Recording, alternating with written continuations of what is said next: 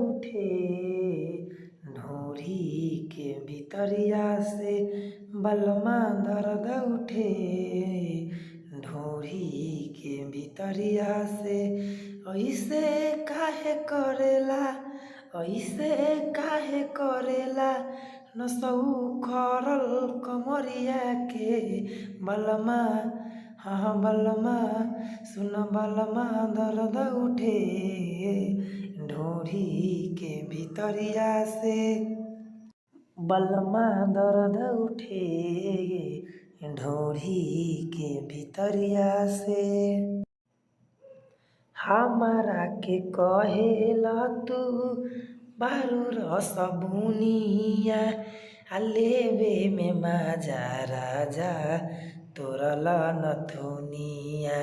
नाही बतिया बुझेला दुनु छतिया धरेला पिया तोहरा नाही बुझाई। हाँ पिया तोहरा नाही बुझाई दुख हमारा शरीरिया के बलमा। हाँ बलमा सुन बलमा दर्द उठे ढोरी के भितरिया से। दूसरा अंतरा राइटर पवन तू तो बारह कैसन मरद रोजे रोजे उखार देला कमरिया में दर्द। हाँ सरिया पियरिया नसल धके कोरावा में कसल सरिया पियरिया नसल।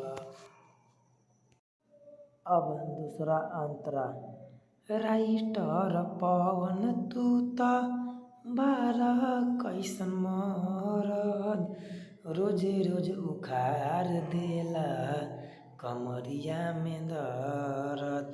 हसरिया पियरिया नसल धके कोरावा में कसल पिया राकेश नहीं बुझे। यहाँ अपना नाम रख सकते हैं जैसे पिया पवन न बुझे पिया मिठू न बुझे दुख हमारा भितरिया के बलमा।